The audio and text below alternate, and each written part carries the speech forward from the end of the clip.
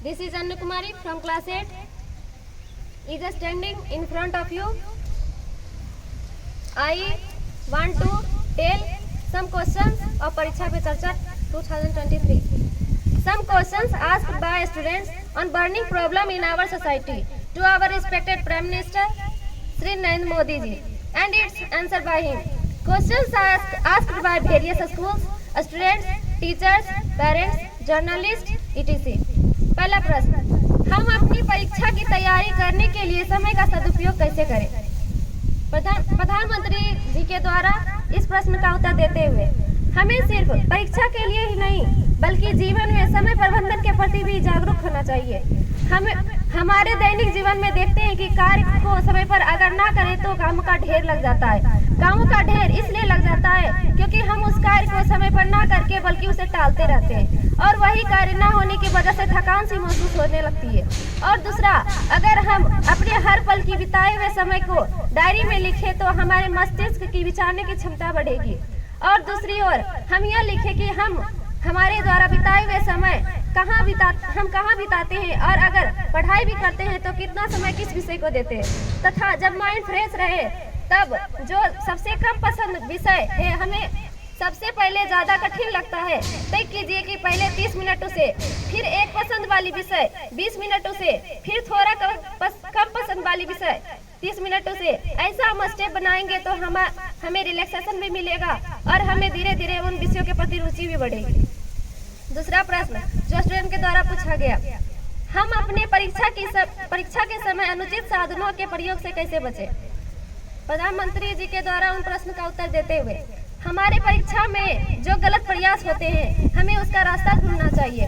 खास करके जो मेहनती बच्चे होते हैं उनके लिए यह बहुत ही दुख की बात होती है कि वे इतनी मेहनत करते हैं और कोई दूसरे उसके प्रश्न का उत्तर चोरी कर नकल कर के पास हो जाते हैं। कुछ स्कूल या कुछ ऐसे टीचर भी होते हैं जो कोचिंग क्लासेस चलाते हैं। उनको यह भी लगता है कि मेरे स्टूडेंट अच्छे नंबरों से पास हो जाए क्योंकि मैंने उनके माता पिता से पैसे लिए हैं।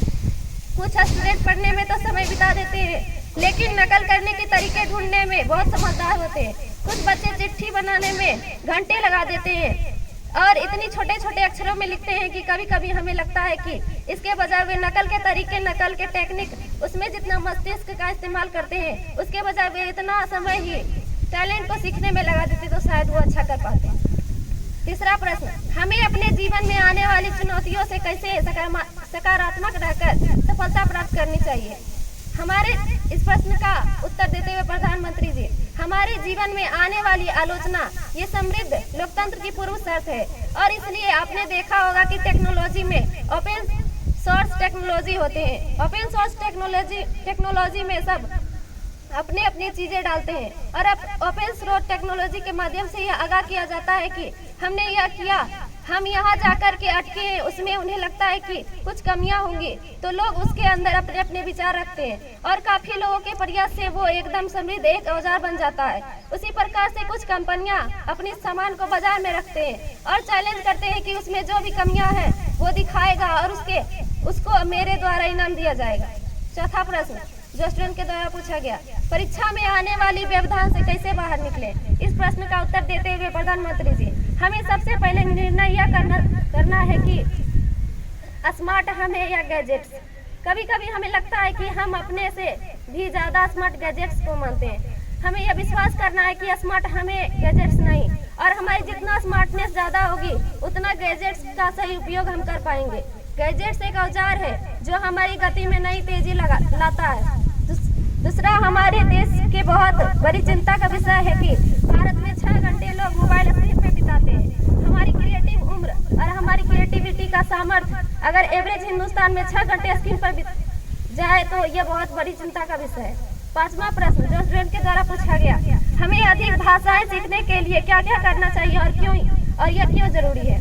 इस प्रश्न का उत्तर देते हुए प्रधानमंत्री जी, भारत विविधताओं से भरा हुआ देश है। हम गर्व के साथ कह सकते हैं कि हमारे पास सैकड़ों भाषाएं हैं, हजारों बोलियां हैं। ये हमारी समृद्धि है। हमें अपनी इस समृद्धि पर गर्व होना चाहिए।